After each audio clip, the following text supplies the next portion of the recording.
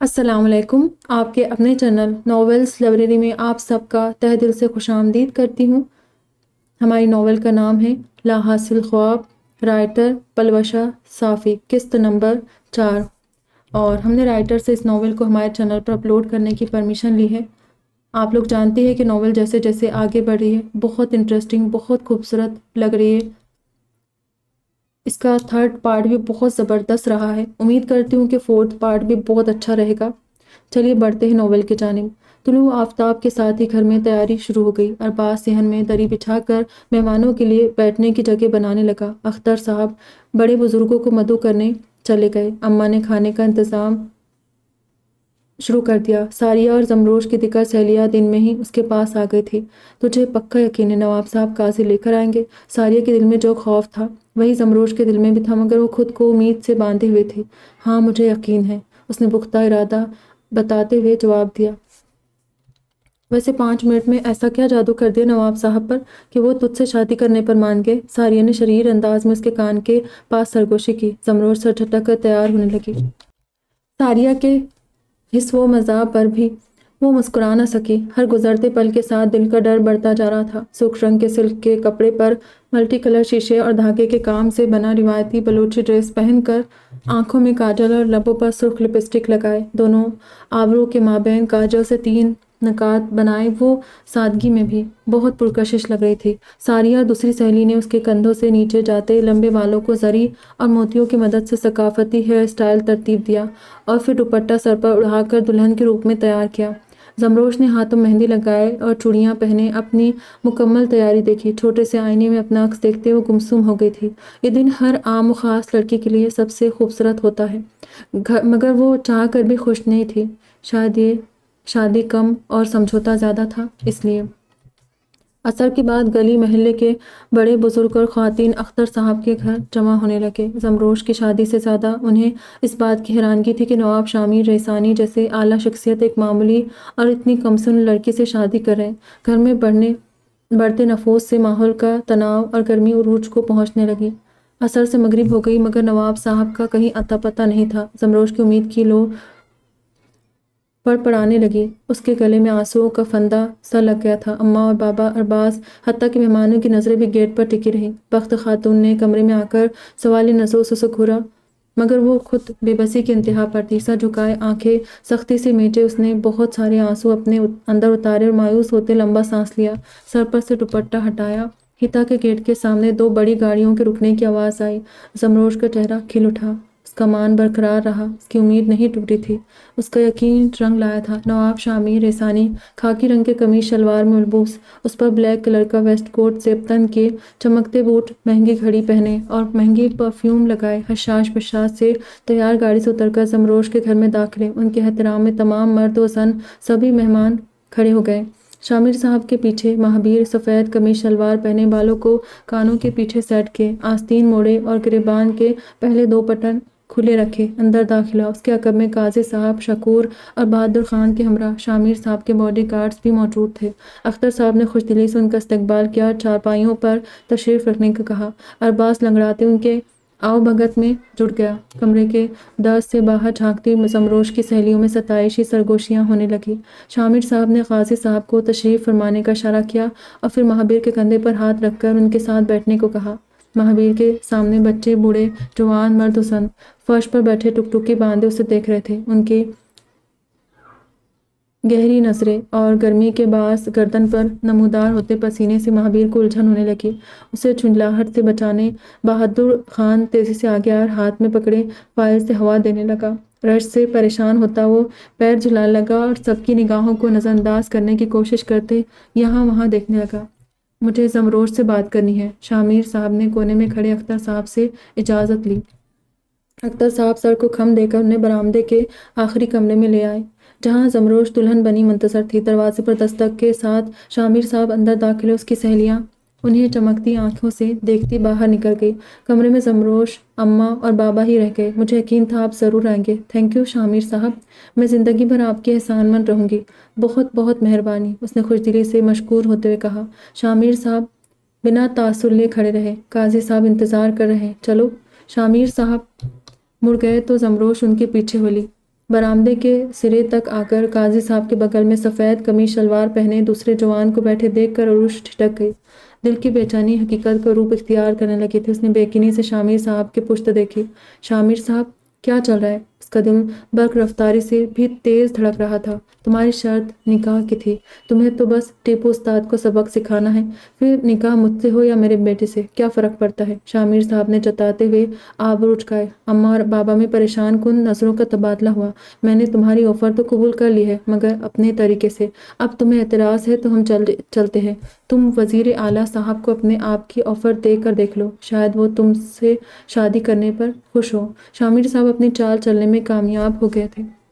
زمروش کی آنکھیں ڈبڈبا گئی۔ کیسے اس نے شامر صاحب کو اتنا سیدھا اور نیک سمجھ لیا تھا؟ پر بابا نے انہیں کچھ کہنا چاہا مگر زمروش نے روک دیا۔ تیر کمان سے نکل چکا ہے بابا، اب واپسی ممکن نہیں۔ تقدیر میں جو لکھا ہے وہ ہو کر رہے گا۔ چلیے نواب صاحب۔ زمروش نے بھرائی آواز میں اپنی بات مکمل کی اور آگے قدم بڑھا دیے۔ دوسری طرف مہابیر آغا صاحب کی تلاش میں نظریں دوڑاتے مسلسل پیر جھلا رہا تھا۔ اس کا اضطراب قابو سے باہر ہو جاتا اس سے پہلے آغا صاحب اس کے بائیں جانب آ بیٹھے اور سامنے دیکھتے ہوئے مہابیر کے گھٹنے پر ہاتھ رکھ کر پیر جھلانے سے روکا۔ زمروش ان کے روبرو دوسری چارپائی پر بیٹھ چکی تھی۔ قاضی صاحب شروع کیجیے۔ شامر صاحب کے حکم پر قاضی صاحب نے آغاز کیا۔ شرائط و ضوابط سے آگاہ کرنے کے بعد انہوں نے مہابیر کی جانب رخ کیا۔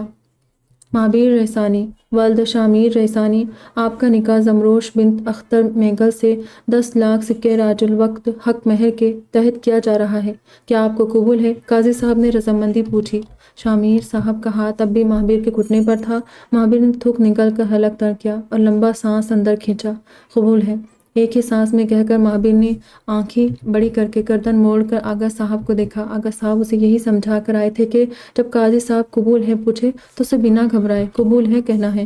اب وہ اپنے حسن کارکردگی پر تائید مانگ رہا تھا۔ آغا صاحب اسے دیکھ کر پورا مسکرا دیے اور اس کے کندھے کے گرد بازو حائل کر کے شانہ تھپ تھپایا۔ مہابیر ان کا حکم تکمیل کرنے پر خوش ہوا۔ زمروش بنت اختر، آپ کا نکاح مہابیر ولد نواب شامر رحسانی سے 10 لاکھ سکے راج الوقت حق مہر کے تحت کیا جا رہا ہے۔ کیا آپ کو قبول ہے؟ قاضی صاحب نے زمروش کی اس رضامندی چاہی۔ زمروش نے نظریں اٹھا کر پہلے شامر صاحب کو اور پھر مہابیر کو دیکھا جو سر جھکائے گود میں رکھے اپنے ہاتھوں کو دیکھ رہا تھا۔ قبول ہے، اسی کو اپنا نصیب مان کر زمروش نے رضامندی دے دی۔ قاضی صاحب نے دعا کے لیے ہاتھ بلند کیے۔ مہابیر کے لیے سب نیا تجربہ تھا۔ اس نے آغا صاحب کی پیروی کرتے ہاتھ دعا کے لیے اٹھائے۔ نکاح اپنے تکمیل کو پہنچی تو سب نے خوشی سے نواب شامر اور اختر صاحب کو مبارکباد پیش کی۔ زمروش، رخصتی ابھی ہی ہوگی، اپنے والدین سے مل لو، ہم باہر گاڑی میں منتظر ہیں۔ اب کی بار شامر صاحب نے حاکمیت سے کہا۔ اب تو زمروش ان کی بہو بن چکی تھی، اتنا حق تو مل گیا تھا۔ آغا صاحب کی جانب سے اجازت ملتے ہی مہابیر کسی سے بھی ملے بغیر باہر نکل گئے۔ گاڑی میں سوار ہوتے اے سی تیز کر دی۔ اسے اتنے چھوٹے گھر میں اتنے لوگوں کے بیچ گھٹن سی ہو رہی تھی۔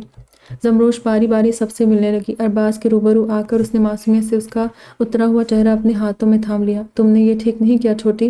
ارباز کا گلہ اپنی جگہ درست تھا۔ بھائی، سب ٹھیک ہو جائے گا، آپ اماں اور بابا کا خیال رکھنا اور اپنا بھی۔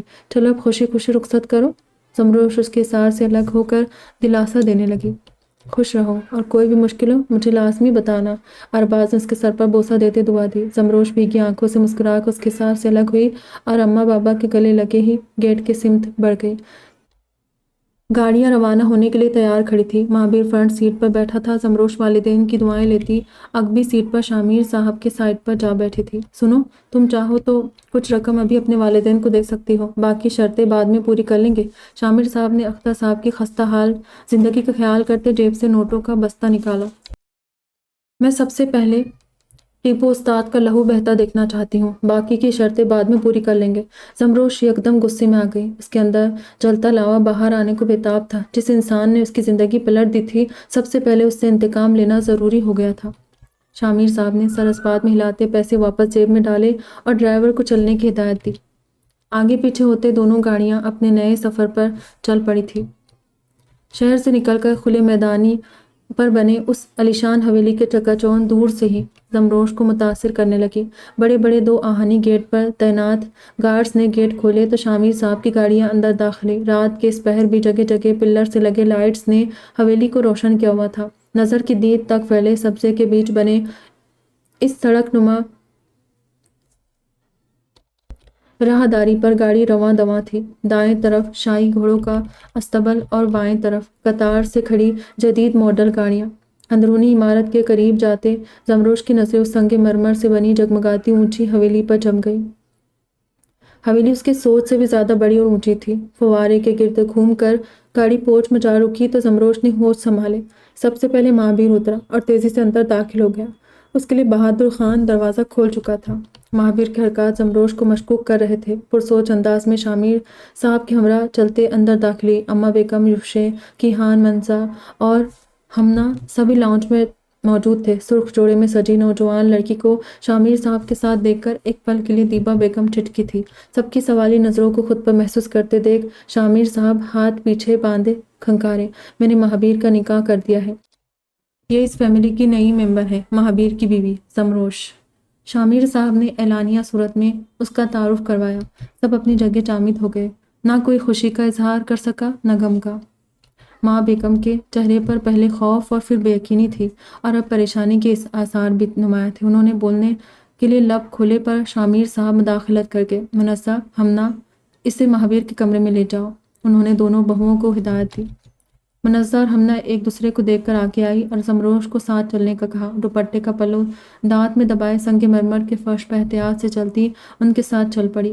ہر قدم پر اسے انجانے خوف نے گھیر لیا۔ اس کا نصیب اسے اتنے عالیشان نوابوں کے خاندان کی بہو بنائے گا یہ اس کے وہم و گمان میں بھی نہیں تھا۔ کہاں سے پکڑ کر لائے اسے؟ دیبا بیگم سے مزید صبر نہ ہوا۔ پکڑ کر نہیں لایا، پورے شرعی طریقے سے مہابیر کے ساتھ نکاح کروایا پھر لایا ہوں۔ شکور اور بہادر خان چشمدید گواہ ہیں، میرے کارس عینی شاہدین ہیں۔ شامیر صاحب پر دیبا بیگم غصے کا کوئی اثر نہ ہوا۔ اماں بیگم اور آغا صاحب کے مباحثے کے درمیان میں بولنے کی غلطی نہ یوشے نے کی اور نہ کیہان نے۔ البتہ یوشے نے شکور سے ابرو اچکا کر تائید ضرور چاہی، جس پر وہ سر کو خم دے کر معاملے کی تصدیق کر گیا۔ اور آپ نے مجھ سے پوچھنا تو دور، مجھے بتانا بھی ضروری نہیں سمجھا؟ کیا ہوں میں آپ کے لیے؟ میرے بیٹے کی زندگی کا اتنا بڑا فیصلہ جاننے کا حق بھی نہیں ہے مجھے؟ دیبا بیگم رو پڑی۔ سب کچھ بہت جلدی ہو گیا، بتانے کا موقع نہیں ملا۔ شامیر صاحب نے ترہم آمیز نگاہوں سے دیکھتے انہیں دلاسا دیا۔ کیا اس لڑکی کو مہابیر کے بارے میں پتہ ہے؟ اس سوال پر دیبا بیگم نے شکایتی نظروں سے انہیں دیکھا۔ شامیر صاحب کے تاثرات سپاٹ ہو گئے۔ اسے مہابیر کے بارے میں کچھ نہیں پتہ اور بتانے کی ضرورت بھی نہیں ہے۔ ان کا لہجہ سخت ہونے لگا۔ کیا مطلب ضرورت نہیں ہے؟ اگر مہابیر کمرے میں گیا اور کوئی ہنگامہ کیا تو اسے معلوم ہونا چاہیے کہ اس کا شوہر ذہنی طور پر ٹھیک نہیں ہے۔ دیبا بیگم کے وسوسے بڑھنے لگے۔ وہ کچھ نہیں کرے گا، میں نے اسے سمجھا دیا ہے۔ شامیر صاحب اپنی آواز ہموار رکھنے اور رخ پھیر گئے۔ کیا سمجھایا ہے؟ کہ اس کے لیے نیا کھلونا لے کر آئے ہیں؟ کیسے انسان ہیں آپ؟ کیسے باپ ہیں آپ؟ کیوں مہابیر کے کمزور دماغ پر اتنا دباؤ ڈال رہے ہیں؟ دیبا بیگم جتاتے ہوئے سر جھٹک کر صوفے پر بیٹھ گئی۔ فی الحال اسے کچھ بتانے کی ضرورت نہیں، بعد میں جو ہوگا دیکھا جائے گا۔ شامیر صاحب نے فی الوقت اتنا ہی جواب دینا مناسب سمجھا اور لمبا سانس خارج کرتے شکور کے ساتھ لان میں نکل آئے۔ شکور، اس ٹیپو استاد کو حویلی میں بلاؤ۔ آگے کا لاہ عمل سوچتے ہوئے افق میں دیکھنے لگے۔ سرکار، آپ حکم کرے تو اسے وہیں ختم کر دوں؟ شکور نے وفاداری کا ثبوت دیتے ہوئے کہا۔ نہیں، اس کے پاس زمروش کی تصویریں ہیں اور اب وہ اس حویلی کی بہو ہے۔ دھیان رہے ان تصاویر کا غلط استعمال نہ ہو۔ ٹیپو استاد کو اس سب کی بھنک بھی نہیں پڑنی چاہیے۔ شامیر صاحب نے ڈٹی آواز میں تردید کی۔ شکور سر کو جنبش دیتے اپنے کوارٹر کے جانب چلا گیا۔ زمروش اپنی قسمت پر افسردگی سے ہنکارا بھرتے پچھلے 2 گھنٹے سے اس عالیشان وسیع وریز اے سی کے ٹھنڈے کمرے کے شاہی آرام دہ بیڈ پر بیٹھی ہر چیز کا بغور جائزہ لے رہی تھی۔ حویلی کا سب خوبصورت کمرہ مہابیر کا تھا، جہاں آسائش کا ہر سامان موجود تھا۔ قداوار کھڑکیوں پر مخمل کے پردے، اس کے آگے 2 آرام دہ راکنگ سیٹ، دوسرے جانب بڑا سا وارڈروب اور ڈریسنگ ٹیبل، دیوار پر بڑی اے سی، چھت سے لٹکا فینسی فانوس۔ ایسا کمرہ زمروش نے کہانیوں میں ہی پڑھا تھا اور اب اسے یہ سب خواب کی سی کیفیت لگ رہا تھا۔ شادی کے آفر اس نے نواب شامیر احسانی کو کی تھی، مگر قسمت نے اسے ان کے بیٹے کی دلہن بنا دیا۔ شامیر احسانی کے متعلق اس نے تھوڑا بہت سن رکھا تھا، مگر مہابیر سے وہ مکمل طور پر انجان تھے۔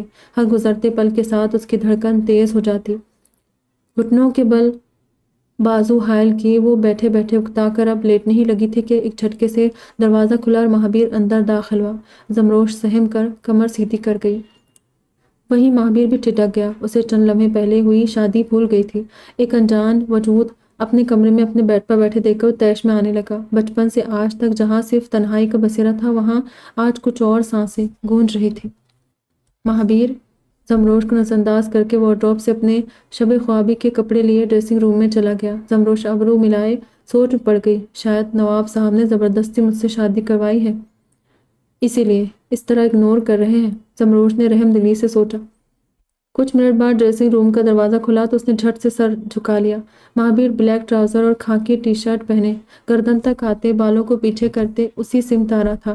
زمروش کی دھڑکن تیز ہونے لگی۔ اس نے تھوک نگل کر حلق تر کیا۔ مہابیر اس کے روبرو بیٹھ گیا۔ یہ نیا جذبہ تھا۔ اپنے والدین اور بھائی بھابھیوں کو ازدواجی بندھن میں دیکھ رکھا تھا، مگر کبھی اس کے سامنے بھی کوئی مخالف جنس بیٹھی ہوگی یہ اس نے کبھی سوچا ہی نہیں تھا۔ اب اس نئے احساس کو سمجھنے میں اسے وقت درکار تھا، اس لیے وہ فی الوقت زمروش کے لیے کسی بھی جذبات یا احساس سے عاری تھا۔ خاموشی سے مجسمہ بنی بیٹھی مہابیر کی نظروں کی حدت محسوس کرتے جھجک رہی تھی کہ اپنے ہاتھ پر ایک مضبوط لمس محسوس کرتے ہوئے کانپ اٹھی۔ مہابیر نے اس کی کلائی تھامی اور اسے ایک جھٹکے سے کھینچ کر بیڈ سے کھڑا کر کے گرا دیا۔ آہ! زمروش اس اچانک حملے کے لیے تیار نہ تھی۔ لڑکھڑاتے ہوئے اس کی چیخ نکل گئی۔ جھٹکا اتنا زوردار تھا کہ زمروش گھوم کر رہ گئی، فرش پر گری، دل پر ہاتھ رکھے تیز تیز سانس لیتے خود کو کمپوز کرتے ہوئے مہابیر کو دیکھ رہی تھی۔ وہ اسے بیڈ پر سے ہٹا کر بیڈ شیٹ کے اس حصے کی شکن صحیح کرتا سونے لیٹ گیا۔ زمروش سہمی انداز میں کھڑی ہو کر دور ہوتے صوفے کے پاس فرش پر بیٹھتی چلی گئی۔ مہابیر کے اس حرکت کی وجہ سمجھ نہیں آئی، پر اسے اس وقت وہ مہابیر سے بات کرنے کی ہمت نہیں کر پائی تھی۔ زمروش کی صبح آنکھ کھلی تو وہ اسی طرح سرخ جوڑی میں فرش پر سوئی ہوئی تھی۔ وہ ایک جھٹکے سے اٹھ بیٹھی اور اپنا حلیہ درست کیا تو دیکھا کہ بیڈ خالی ہے، مہابیر وہاں نہیں تھا۔ رات کا واقعہ یاد کرتے اس نے جھرجھری سی لی تھی۔ اس نے ایک گھنٹے بعد فریش ہو کر اماں کے دیے ہوئے پرانے بیگ میں سے دوسرا ڈریس نکال کر چینج کیا اور کمرے سے باہر آ گئی۔ کل رات وہ حویلی کو ٹھیک سے دیکھ ہی نہیں پائی تھی۔ اب ایک ایک چیز کو صنعتی نظروں سے دیکھتی وہ سیڑھیاں اتر کر نیچے آئی۔ ڈائننگ ایریا میں اشتہا انگیز ناشتے کی خوشبو پھیلی ہوئی تھی۔ زمروش کل رات سے بھوکی پیاسی تھی۔ نکاح کی تقریب میں وہ ٹھیک سے کھا نہیں سکی تھی۔